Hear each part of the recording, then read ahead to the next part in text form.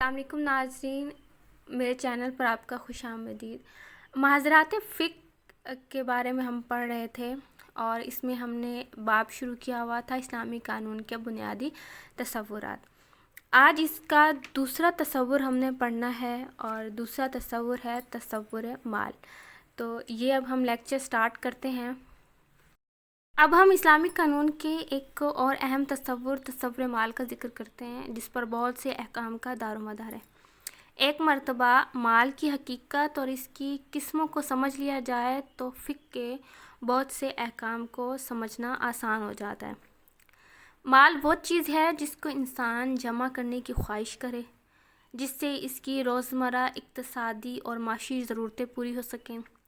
اب تک فقہا کی بڑی تعداد کا کہنا یہ تھا کہ مال وہ چیز ہے جس کو محفوظ رکھا جا سکے اور استعمال کیا جا سکے، اور جس کو فزیکل انداز میں جج کیا جا سکے کہ کھوٹا ہے یا کھڑا ہے، اصلی ہے یا نقلی ہے، چھوٹا ہے یا بڑا ہے۔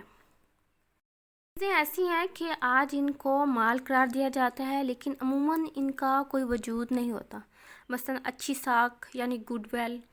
اچھی ساکھ آج کل کاروبار میں بڑی اہمیت رکھتی ہے، لیکن اچھی ساکھ کو نہ تو ناپا جا سکتا ہے نہ تولا جا سکتا ہے۔ کسی کی اچھی ساکھ کتنی ہے، تھوڑی ہے یا کم ہے، اس کو ناپنے اور تولنے کا کوئی آلہ ابھی تک ایجاد نہیں ہوا۔ اس لیے اگر قدیم فقہاء کرام یہ کہتے تھے کہ اس کی بنیاد پر لین دین نہیں ہو سکتا تو وہ صحیح کہتے تھے۔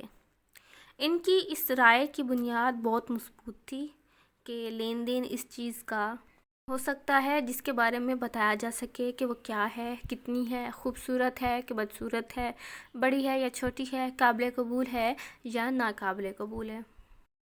اگر کسی تاجر کے بارے میں آپ کی رائے اچھی ہے تو آپ کہیں گے کہ اس کی ساکھ اچھی ہے، اور اگر آپ کی رائے اس بارے میں اچھی نہیں ہے تو آپ کے خیال میں اس تاجر کی ساکھ بھی خراب ہے۔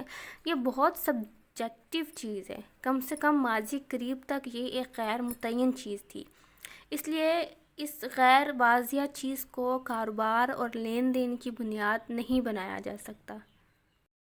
ذکر قرآن پاک اور حدیث میں درجنوں بار آیا ہے۔ مال کا ذکر شریعت کے احکام اور فقہ میں بھی بار بار آیا ہے، حتیٰ کہ نماز، روزہ اور عبادات میں مال کا ذکر آیا ہے۔ مال ہوگا تو زکوٰۃ ہوگی، مال ہوگا تو حج ہو سکے گا۔ کسی آدمی نے زندگی میں نماز نہیں پڑھی تو اکثر فقہا کے نزدیک اس کا کفارہ مال کی شکل میں دیا جائے گا۔ بہت سی چیزوں کے کفارے مال کی شکل میں دیے جاتے ہیں، لہٰذا مال کا معاملہ عبادات سے لے کر انسان کے اعمال تک، معاملات اور فقہ کے بقیہ ابواب تک ہر جگہ موجود ہے۔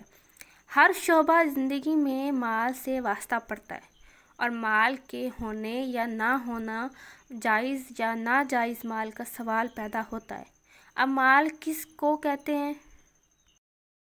فقہا نے مال کی جو تعریف کی ہے، آج سے نہیں بلکہ 1400 سال پہلے جو تعریف کی تھی، بڑی حیرت انگیز بات یہ ہے کہ آج کل کے مغربی ماہرین معاشیات بھی مال کی کم و بیش وہی تعریف کرتے ہیں جو پہلے فقہا نے کی تھی۔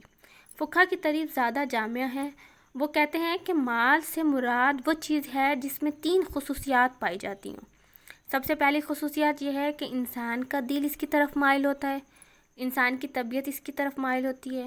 دوسری خصوصیات یہ ہے کہ اس کو حاصل کیا جا سکے اور محفوظ کیا جا سکے، یعنی سٹور کیا جا سکے، یعنی سٹوریبل ہو، اس کو قبضے میں لیا جا سکے۔ تیسری صورت یہ ہے کہ اس سے کوئی ایسا فائدہ حاصل کیا جا سکے جس سے انسان مایوس نہ ہو اور ان کو اس فائدے کی ضرورت ہو۔ یہ فائدہ کسی بھی قسم کا ہو سکتا ہے۔ یہ 3 بنیادی اوصاف ہیں جو مال میں پائے جانے چاہیے۔ جس چیز میں یہ 3 اوصاف پائے جاتے ہوں اس کو مال قرار دیا جائے گا۔ بعض فقہا نے مال کی تعریف میں ایک چوتھی شرط کا بھی ذکر کیا ہے۔ بعض فقہا اس اضافے کی ضرورت نہیں سمجھتی اور بعض ضرورت محسوس کرتے ہیں۔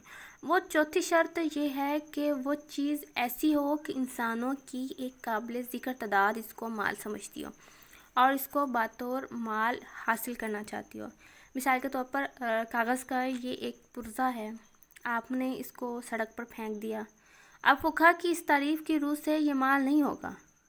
اس لیے کہ کوئی شخص اس کی طرف مائل نہیں ہوگا، کوئی شخص اس کو اٹھانا نہیں چاہے گا، کسی کو اس کی ضرورت نہیں ہوگی، کوئی اس کو اٹھا کر ضرورت کے وقت کے لیے محفوظ نہیں کرے گا۔ اگر لاکھوں میں کسی ایک آدمی کو کسی وقت اتفاقاً اس کی ضرورت پڑ جائے تو وہ قابل ذکر نہیں ہے۔ شرط یہ ہے کہ انسانوں کی ایک قابل ذکر تعداد اس چیز کو اپنے لیے مفید سمجھتی ہو۔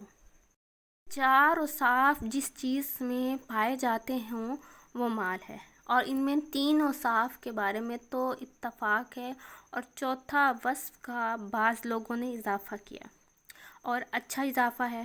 لہٰذا ہر وہ چیز جس میں یہ تین یا چار خصوصیات موجود ہوں وہ مال سمجھا جائے گا۔ اس تعریف کی روح سے آپ دیکھیں تو دنیا میں انسان جو چیزیں استعمال کرتا ہے وہ سب مال ہے۔ پیسہ بھی مال ہے، فرنیچر، گھر، زمین، جائیداد، یہ سب مال ہے۔ زیور، کپڑا، یہ بھی مال ہے۔ کھانا، گھر کی بقیہ چیزیں بھی مال ہیں۔ یہ سب مال کی تعریف پر پورا اترتی ہیں۔ ناظرین، آج کا جو ہمارا لیکچر تھا وہ اسلامی قانون کے بنیادی تصورات میں جو دوسرا تصور تھا، تصور مال، اس کے بارے میں تھا۔ اگر آپ کو میرا لیکچر پسند آئے تو آپ لائک کریں، کمنٹ کریں اور شیئر ضرور کریں۔ اگر آپ میرے چینل پر نیو ہیں تو میرا چینل ضرور سبسکرائب کریں اور بیل آئیکن کو بھی پریس کریں تاکہ میرے ہر لیکچر کی اپڈیٹ آپ کو سب سے پہلے ملتی رہے۔ انشاءاللہ نیکسٹ لیکچر میں ہم اسلامی قانون کے بنیادی تصورات کا جو نیکسٹ تصور ہے اس کے بارے میں پڑھیں گے۔ اب تک کے لیے اتنا ہی۔ اللہ حافظ۔